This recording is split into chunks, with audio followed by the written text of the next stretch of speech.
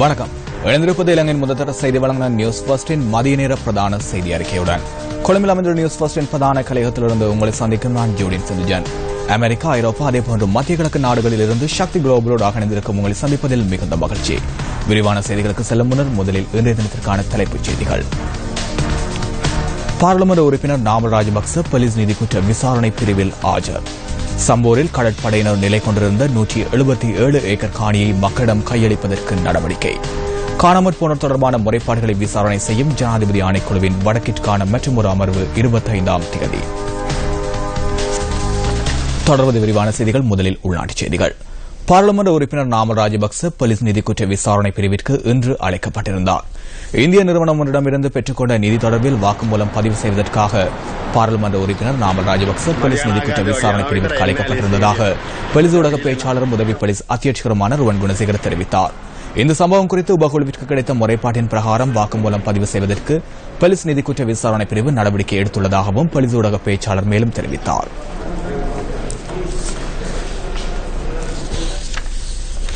காணாமற் போனோர் தொடர்பான முறைப்பாடுகளை விசாரணை செய்யும் ஜனாதிபதி ஆணைக்குழுவின் வடபகுதிக்கான மற்றொரு கட்ட சாட்சி விசாரணை எதிர்வரும் 25ஆம் தேதி ஆரம்பமாக உள்ளது. முல்லைத்தீவு, மன்னார் மற்றும் வவுனியா மாவட்டங்களில் இந்த சாட்சி விசாரணை அமர்வுகளை நடத்தவுள்ளதாக ஆணைக்குழுவின் செயலாளர் HW குணதாஸ் குறிப்பிட்டார். இதன் பிரகாரம் எதிர்வரும் 25 மற்றும் 24ஆம் தேதிகளில் முல்லைத்தீவு மாவட்ட செயலகத்திலும், 28ஆம் தேதி மன்னார் மாவட்ட செயலகத்திலும், 29 மற்றும் 30ஆம் தேதிகளில் வவுனியா பிரதேச செயலகத்திலும் காணாமற் போனோர் தொடர்பான முறைப்பாடுகள் குறித்து சாட்சியங்கள் பதிவு செய்யப்பட உள்ளன. இதுதவிர இந்த அமர்வுகளின் போது காணாமற் போனோர் தொடர்பில் புதிய முறைப்பாடுகளையும் முன்வைக்க முடியும் என ஆணைக்குழுவின் செயலாளர் தெரிவித்தார்.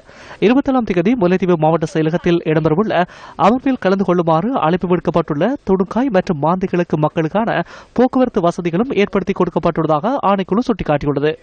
காணாமற் போனோர் தொடர்பான முறைப்பாடுகளை விசாரணை செய்யும் ஜனாதிபதி ஆணைக்குழுவிற்கு இம்மாதம் 1ஆம் தேதி வரை பொதுமக்களிடமிருந்து சுமார் 19,006 முறைப்பாடுகளும், பாதுகாப்பு தரப்பில் காணாமற் போனோர் தொடர்பில் சுமார் 5,000 முறைப்பாடுகளும் கிடைத்துள்ளன. சம்பூரில் கடற்படையினர் நிலை கொண்டிருந்த மீள்குடியேற்ற கிராமத்திற்கு சொந்தமான 177 ஏக்கர் காணியை பொதுமக்களிடம் மீள கையளிப்பதற்கு நடவடிக்கை மேற்கொள்ளப்பட்டுள்ளது. இந்த காணியை மக்களிடம் கையளிப்பதற்கான வைபவம் எதிர்வரும் 25ஆம் தேதி வெள்ளிக்கிழமை முற்பகல் 10 மணிக்கு இடம்பெறவுள்ளதாக திருகோணமலை மாவட்ட செயலாளர் அலுவலகம் குறிப்பிட்டுள்ளது. காணியை கையளிப்பதற்கான ஏற்பாடுகளை கிழக்கு மாகாண ஆளுநர் அலுவலகம் மேற்கொண்டு வருகின்றது. சம்பூரில் கடற்படையினர் வசம் 237 ஏக்கரில் 60 ஏக்கர் காணி ஏற்கனவே பொதுமக்களிடம் கையளிக்கப்பட்டுள்ளதாக கடற்படையின் ஊடக பேச்சாளர் கேப்டன் அக்ரம் அலவி தெரிவித்தார். அத்துடன் அந்த பகுதியில் இருந்து சம்பூர் மகா வித்தியாலயம் புனரமைக்கப்பட்டு மீண்டும் இயங்கக்கூடிய நிலையில் பொதுமக்களிடம் கையளிக்கப்படவுள்ளதாக கடற்படை பேச்சாளர் கூறினார். 2006ஆம் ஆண்டில் சம்பூரிலிருந்து மக்கள் இடம்பெயர்ந்த நிலையில் சுமார் 10 ஆண்டுகளின் பின்னர் அந்த காணிகள் மீண்டும் மக்களுக்கு கையளிக்கப்படுவது குறிப்பிடத்தக்கதாகும். இந்தியாவில் அகதி முகாம்களில் தங்கியுள்ள மேலும் 1 லட்சத்திற்கும் அதிகமான இலங்கை அகதிகளை நாட்டிற்கு அழைத்து வருவதற்கு சிறைச்சாலைகள் மறுசீரமைப்பு நடவடிக்கை மேற்கொண்டுள்ளது. யுத்தம் இடம்பெற்ற காலப்பகுதியில் இவர்கள் இந்தியாவிற்கு சென்று தஞ்சமடைந்திருந்ததாக சிறைச்சாலைகள் மறுசீரமைப்பு அமைச்சின் செயலாளர் வி சிவஞான ஜோதி தெரிவித்தார். ஐக்கிய நாடுகளின் அகதிகளுக்கான உயர்ஸ்தானிகர் அலுவலகத்தின் ஒத்துழைப்புடன் இலங்கையர்கள் நாட்டிற்கு அழைத்து வரப்பட்டுள்ளனர். இதுவரை சுமார் 5,000 இலங்கையர்கள் நாட்டிற்கு அழைத்து வரப்பட்டுள்ளதாக சிறைச்சாலைகள் மறுசீரமைப்பு அமைச்சின் செயலாளர் மேலும் குறிப்பிட்டார். நார்டன் பிரிட்ஜ் பகுதியைச் சேர்ந்த 3 நுவரெலியா மேல் நீதிமன்றம் நேற்று மரண தண்டனை விதித்தது. பிரதிவாதிகள் மீது யுவதி ஒருவரை கடத்திச் சென்று பாலியல் வன்புணர்வுக்கு உட்படுத்தியமை மற்றும் ஒருவரை கொலை செய்தமை போன்ற குற்றச்சாட்டுகள் முன்வைக்கப்பட்டிருந்தன. இந்த குற்றச்சாட்டுகளில் குற்றவாளிகளாக காணப்பட்டதை அடுத்தே பிரதிவாதிகளுக்கு நீதிமன்றத்தினால் மரண தண்டனை விதிக்கப்பட்டுள்ளது. 2009ஆம் ஆண்டு ஆகஸ்ட் மாதம் 3ஆம் தேதி யுவதி ஒருவர் கடத்திச் செல்லப்பட்டு பாலியல் வன்புணர்வுக்கு உட்படுத்தப்பட்டமை பதிவாகியிருந்தது. இந்த சம்பவம் தொடர்பில் ஒரே குடும்பத்தைச் சேர்ந்த 3 சகோதரர்களுக்கு மரண தண்டனை விதிக்கப்பட்டுள்ளமை குறிப்பிடத்தக்கதாகும். வடமேல் மாகாண சபையின் உறுப்பினர் ஒருவருக்கு எதிராக புத்தளம் கல்வி வலய உத்தியோகஸ்தர்கள், பாடசாலை அதிபர்கள் மற்றும் ஆசிரியர்கள் இன்று கவனஈர்ப்பு நடவடிக்கைகளில் ஈடுபட்டனர். புத்தளம் வலய கல்வி பணிப்பாளரை மாகாண சபை உறுப்பினர் தாக்கியதாக கூறப்படும் சம்பவத்திற்கு எதிர்ப்பு தெரிவித்து அந்த வலயத்தில் உள்ள பாடசாலை அதிபர்கள் மற்றும் ஆசிரியர்கள் கவனஈர்ப்பில் ஈடுபட்டுள்ளதாக எமது பிராந்திய செய்தியாளர் தெரிவித்தார். புத்தளம் வலய கல்வி அலுவலகத்தை சேர்ந்த உத்தியோகத்தர்கள், வலய பாடசாலைகளின் அதிபர்கள் மற்றும் ஆசிரியர்கள் சுமார் 500 பேர் வரை இந்த எதிர்ப்பு நடவடிக்கையில் கலந்து கொண்டிருந்தனர். புத்தளம் வலய கல்வி அலுவலகத்துக்கு முன்பாக கவனஈர்ப்பில் ஈடுபட்டவர்கள் கோஷங்களை எழுப்பியவாறு புத்தளம் பிரதான அஞ்சல் அலுவலகத்தை சென்றடைந்த பின்னர் வீதி மறியல் போராட்டத்தில் ஈடுபட்டனர்.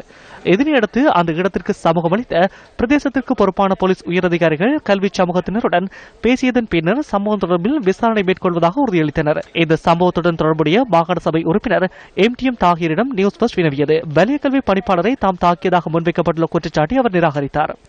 ஆசிரியர் இடமாற்றம் ஒன்று தொடர்பில் பேசுவதற்கு முற்பட்ட போது இருவருக்கும் இடையில் வாக்குவாதம் நிலவியதாகவும் கல்வி பணிப்பாளரை தாம் தாக்கவில்லை எனவும் வடமேல் மாகாண சபை உறுப்பினர் MTM தாகிர் குறிப்பிட்டார். இந்த சம்பவம் குறித்து இரண்டு தரப்பினரும் புத்தளம் போலீஸ் நிலையத்தில் முறைப்பாடு செய்துள்ளனர். எவ்வாறாயினும் புத்தளம் வலய கல்வி பணிப்பாளர் மீது அரசியல்வாதி ஒருவர் தாக்குதல் நடத்திய சம்பவத்தை இலங்கை ஆசிரியர் சங்கம் கண்டித்துள்ளது.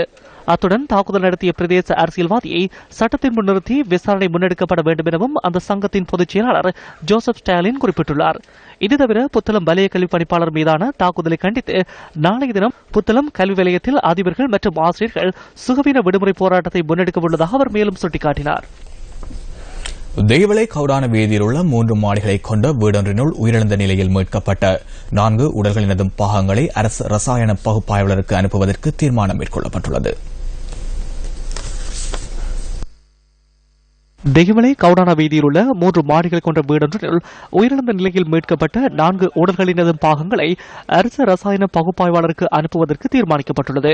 பிரேத பரிசோதனையின் பிரகாரம் விஷவாயுவை சுவாசித்ததன் காரணமாகவே மரணம் சம்பவித்துள்ளமை தெரியவந்துள்ளதாக போலீஸ் ஊடக பேச்சாளரும் உதவி போலீஸ் அதிகாரியுமான ருவான் குணசேகர குறிப்பிட்டார். ஆயினும் இந்த மரணங்கள் குறித்து மேலும் ஊர்ஜிதம் செய்து கொள்வதற்காக அரசாங்க ரசாயன பகுப்பாய்வாளரின் அறிக்கையை பெற்றுக்கொள்ள நடவடிக்கை எடுக்கப்பட்டுள்ளதாகவும் போலீஸ் ஊடக பேச்சாளர் கூறினார். தெய்வலை கவுடானா வீதியில் உள்ள வீடொன்றின் கீழ்மாடியின் வெவ்வேறு இடங்களில் இருந்து 4 சடலங்கள் நேற்று மீட்கப்பட்டிருந்தன. ஒரே குடும்பத்தில் தந்தை, தாய், 13 வயதான மகள் மற்றும் மேலும் ஒரு உறவுமுறை சிறுமி ஆகியோரை உயிரிழந்திருந்தனர். உயிரிழந்த 65 வயதான ஹுசைன் மௌலானா இந்த வீட்டின் குடும்பத் தலைவர் ஆவார். இல்லங்கள் தோறும் சென்று மக்களின் பிரச்சினைகள் தொடர்பில் கேட்டறியும் மக்கள் சக்தி இல்லங்கள் தோறும் செயற்திட்டம் நாளைய தினத்துடன் நிறைவேற்ற உள்ளது. நாடு பூராகவும் உள்ள பின்தங்கிய கிராமங்கள் தோறும் முன்னெடுக்கப்பட்ட மக்கள் சக்தி திட்டத்தின் 23ஆம் நாள் இன்றாகும். இன்றைய தினமும் இல்லங்கள் தோறும் விஜயம் செய்த நியூஸ் ஃபர்ஸ்ட் குழாத்தினர் அங்குள்ள பிரச்சினைகள் தொடர்பில் தமது அவதானத்தை மிக தீர்க்கமாக செலுத்தினர். இந்த திட்டத்தில் நம்முடன் பேராதனை பல்கலைக்கழகமும் கைகோர்த்துள்ளது.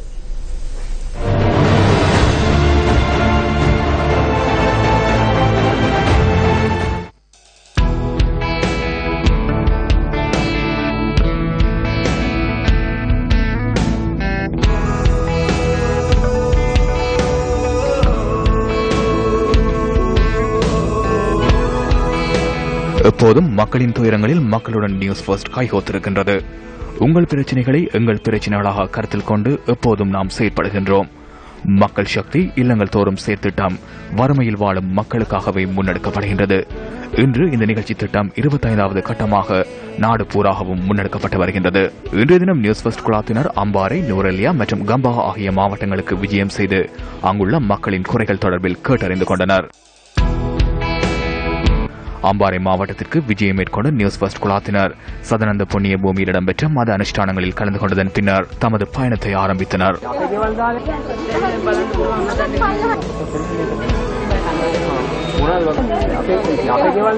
කොළඹ ශීතකාමලවල ඉඳගෙන ටයිකෝට් අඳගෙන ඉන්න கொழும்பில் குளிரூட்டப்பட்ட அறையில் கோட் அணிந்திருப்பது எமக்கு வெட்கமாக இருக்கின்றது.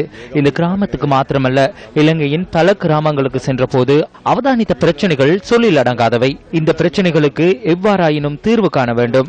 විසඳන්න හරිම අමාරුයි. නමුත් අපි කොතනින් හරි පටන් ගන්න ඕන. இந்த பகுதிக்கு விஜயம் மேற்கொண்ட நியூஸ் ஃபர்ஸ்ட் குழாத்தினர் அங்குள்ள பிரச்சனைகள் தொடர்பில் கேட்டறிந்து கொண்டனர். வனயானைகளின் தொல்லையை தாம் அதிகம் எதிர்நோக்குவதாக இந்த பகுதி மக்கள் தெரிவித்தனர்.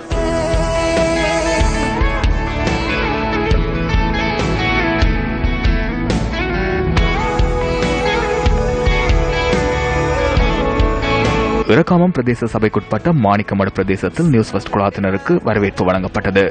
மாணிக்கமடு கிராமத்தில் 1990 ஆண்டு யுத்தத்தில் மூழ்கோடியேறிய மக்கள் வசித்து வருகின்றனர். 120 குடும்பங்கள் இங்கு வசித்து வருகின்றன. மாணிக்கமடு கோவிலுக்கு அண்மையில் உள்ள குளத்தில் மீன்பிடிக்கக்கூடிய வசதி இருந்த போதிலும் உள்ளூர் மீனவர்களுக்கு மீன்பிடிப்பதற்கான அனுமதி அரிதாகவே உள்ளது.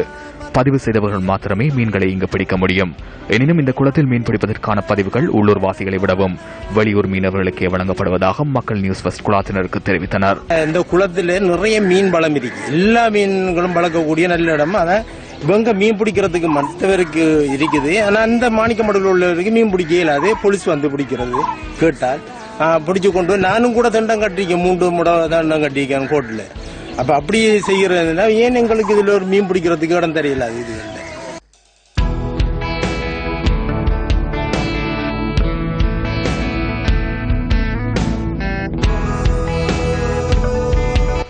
மாணிக்கமடு பொது மயானத்தின் பின்பகுதியில் மணல் அகழ்வு சட்டப்பூர்வமாக இடம்பெறுகின்றது. எனினும் மயானத்தினூடாக மணலேற்றிச் செல்லும் லோரிகள் உட்பட பாரிய வாகனங்கள் பிரவேசிப்பதால் மக்கள் அதிகம் சிரமங்களை எதிர்நோக்குவதாக நியூஸ் ஃபர்ஸ்ட் குழாத்தினருக்கு தெரிவித்தனர்.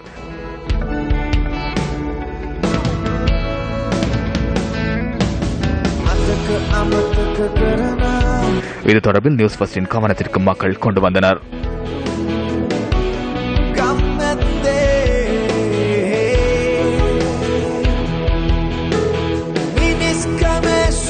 கொண்டிருக்கிறது எங்கட இந்து மயானம்.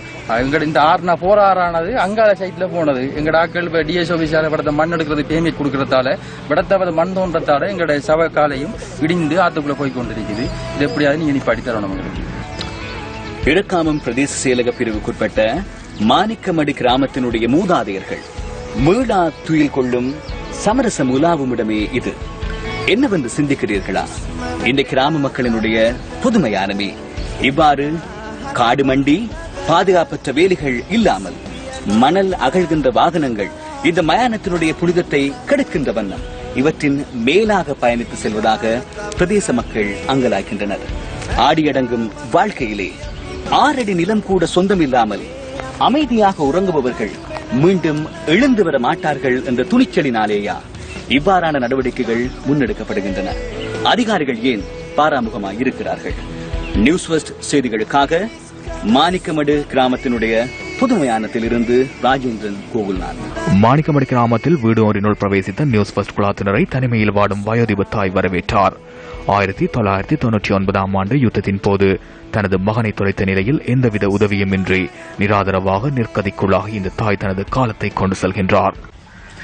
வேலுப்பிள்ளை பார்வதி இந்த தாய் 1999 ஆண்டு தீபாவளி பண்டிகைக்காக உடை வாங்குவதற்காக சென்ற தனது மகன் இன்று வருவார் நாளை வருவார் என்ற எதிர்பார்ப்போடு வழியில் விழிவைத்து காத்திருக்கின்றார் இந்த தாய். ஆயினும் இதுவரை தன்னுடைய மகன் பற்றிய எவ்வித தகவல்களும் கிடைக்கவில்லை என கவலை தெரிவிக்கின்றார். இந்த தாய் தன்னுடைய வாழ்வாதாரத்தை முன்னெடுப்பதற்கு பல்வேறு அசௌகரியங்களை எதிர்நோக்குவதாக தெரிவிக்கின்றார். இவ்வாறான தாய்மாரின் பொருளாதார பிரச்சினைகளை தீர்ப்பதற்கு அதிகாரிகள் முன்வர வேண்டியது அவசியம். இதேவேளை நியூஸ் ஃபர்ஸ்டின் மற்றும் ஒரு குழாத்தினர் நுவரெலியா மாவட்டத்திற்கான விஜயத்தை ஆரம்பித்தனர். அம்பன்வல்ல ஸ்ரீ சதமதிலக சீமாராம விவகாரையிலிருந்து தமது பயணத்தை நியூஸ் ஃபர்ஸ்ட் குழாத்தினர் முன்னெடுத்தனர்.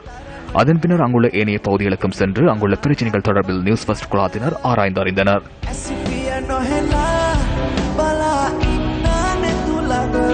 கம்பஹா மாவட்டத்திற்கு நியூஸ் ஃபர்ஸ்டின் மற்றொரு குழாத்தினர் விஜயத்தை மேற்கொண்டனர்.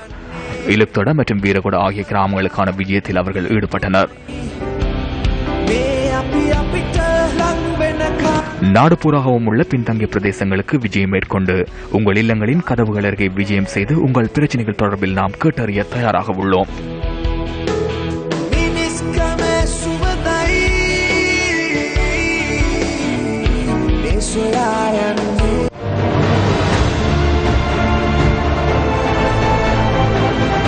அந்த சர்வதேச தகவலுடன் நியூஸ் ஃபர்ஸ்டின் இன்றைய தினத்திற்கான மதிய நேர பிரதான செய்தி அறிக்கை நிறைவடைகின்றது. நியூஸ் ஃபர்ஸ்டின் மணித்தியால செய்தி அறிக்கையை 2:25 எதிர்பாருங்கள். வணக்கம்.